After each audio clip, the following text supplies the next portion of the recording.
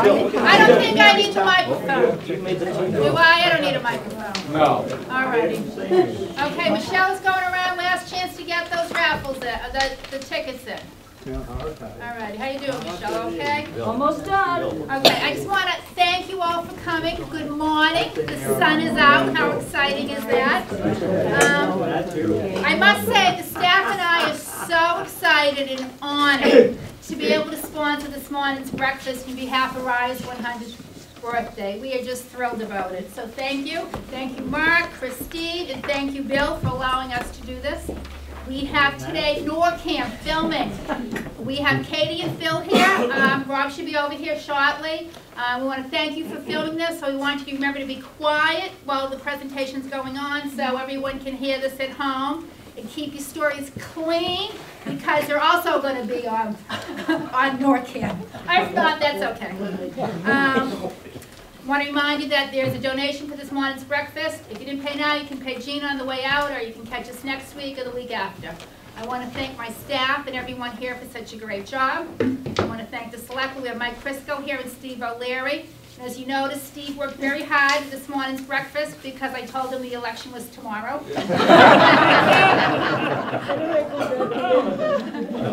So thank you guys. Thank you for helping out. And at this time, I want to introduce Christine Fish. We all know Christine from Ryers. So Christine, it's all yours. Thank you. Thank you.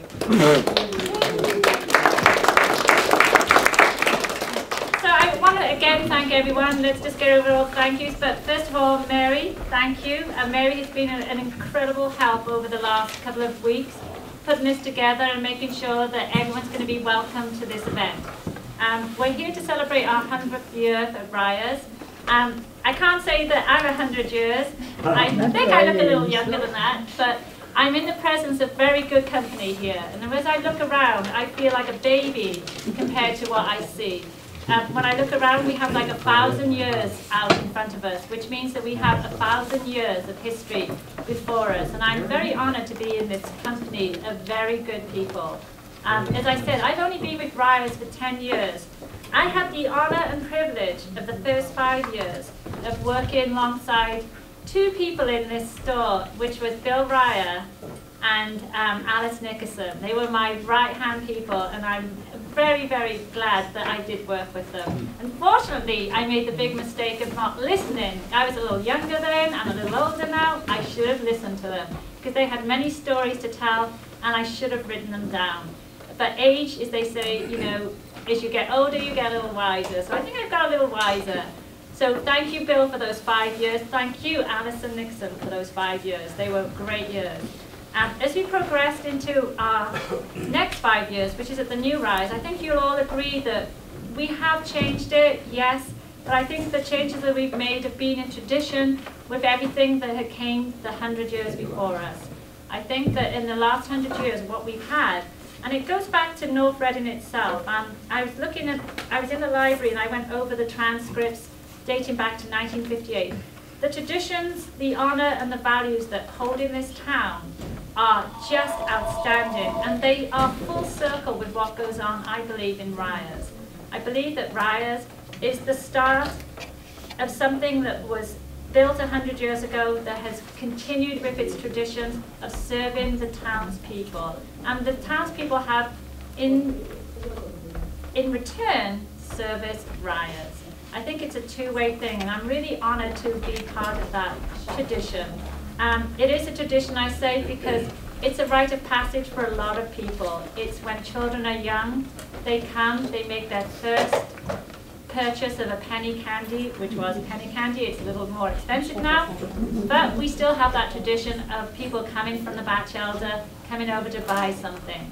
We have a tradition of families meeting, of boyfriends and girlfriends meeting. We have the tradition of selectmen talking politics. We have all these traditions. This, if you look back, went on 100 years ago and is still going on to this day.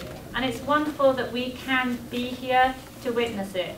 I'm really, really pleased that as you all give up your stories over the last 50, 60 years, or even longer, that we can capture them. As I said, I didn't write anything down when I was with Bill, and I wish I had. So now I'd like to keep them.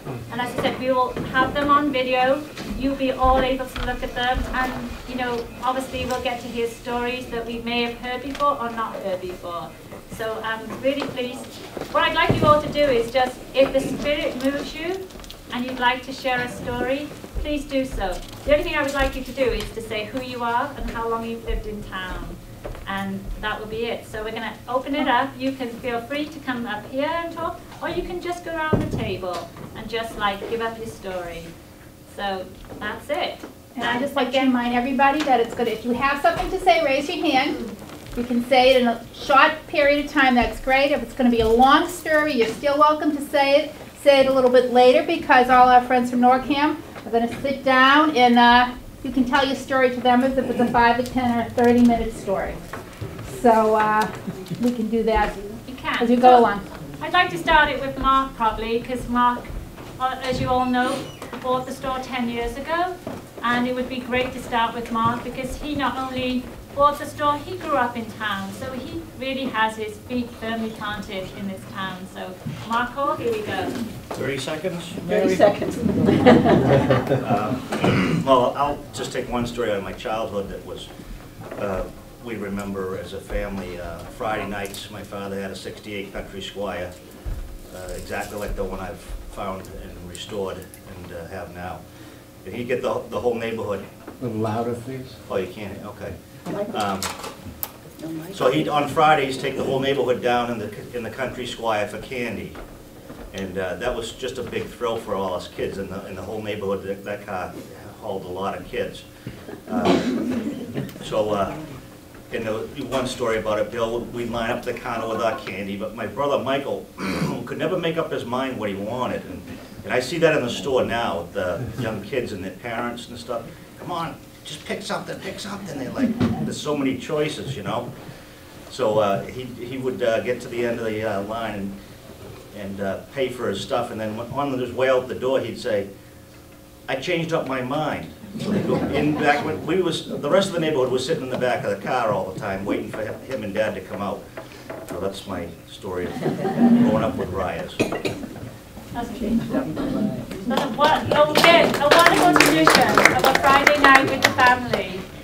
So who else has got some? I'm sure Pat Romeo, you've got a lot of stories. Pat, I would like to just say thank you for coming here. But Pat, it's interesting to hear that if you spend time in town, you'll realize that not only do you have people like Pat Romeo who came to town, but her children were raised here, and now her grandchildren are now coming into the store. 10 years ago, when her oldest grandchild was 6, he's now driving. It kind of frightens me that this is what, you know, it is a rite of passage. We all are getting a little older. We do see children grow up. We do see them get married. But it's kind of like always like an eye-opener when you see this. And, you know, I did the other day. If it frightens you, it frightens me. But it is wonderful at the same time. So this is what it's all about. I have more than one little story, so bear with me. I came actually in 1960, but we settled finally in 1961 on a house. And the second trip that week into Ryers' store, young Bill, we called him, once we settled on sifting out the family, who was who, this was young Bill, and he said to me, "This is the second time I've seen you in here this week. Are you new to town?" And I said, "Well, yeah." He said, "Where do you live?" And I said, "Up at Havel Street, opposite North." "Oh, you bought that house with the bad driveway." I said, "Yeah, I did." He said, "It's going to be bad in the wintertime, you know." So he said, "Okay." And I gave him what I paid for what I had. And he said, "Oh, by the way," he said, "this is your neighbor up the street. This is your next neighbor up the street. Her name is Sis. Say hello to her." And so I met my neighbor up the street. And that's the way the store was. It was so friendly. It was wonderful. So that was great. But Sis left the store, and he grabbed the street list, and he said, "Well, you know, she's about 60 years old. And he looked up her age to tell me how old she was. And I found he often did that, so he probably did it on me too. So anyway, so it was such a small town at that time. In the good weather, there was a lady that lived up the street and had a pony cart. And on the weekends, Saturdays and Sundays, she would get in her pony cart and drive down to get her newspapers at Ryers store.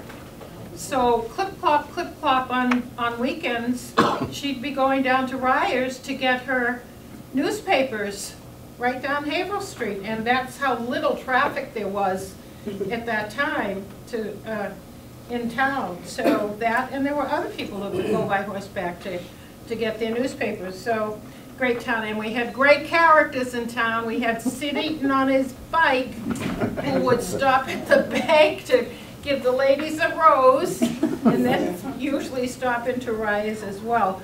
And then there was another lady in town, I'm not going to name her, but she was loved in many ways, and tolerated, and smiled at, and often went around town with a kind of a caftan, as we call it, and her golden slippers. And Joni Koffel worked in the store. And that particular day, as you know, I worked in the police department, and that particular day, Joni was working in the store, and I had come in for a newspaper, and she had come in, and she had her caftan on, and it was kind of gossamer, we should say, which meant it was light and airy. and she came through and floated around, and Joni said, "My goodness, what do you have on under that?" And she said, "Nothing." And so that afternoon, I took her off to the hospital to get her medication squared away. And she was fine after that and sent me a thank you note. So that was okay. And then there was another sad note. Bill had an uncle who was a dear old soul, and sometimes he would take a nap in the back room, and so one particular day he did take a nap, and I had gone you could go into the back and get a box if you needed an empty box for anything, and we were going to take some things off to a party, and I was going to get a box to put the extra food in it, and he said, "Oh, my uncle's taking a nap on the couch in the back," and so he was sleeping, and it was kind of late noontime, and he hadn't gotten up yet, and then Bill went to check on him, and he had passed away. So that was a sad day, and that was Molly's brother. I can't think of his name. Yeah. So that was a sad day too, but there are a lot of stories about Ryers store, and Beulah, who Bill fondly called Bubbles, Beulah Eisenhower, and her daughter Helen, and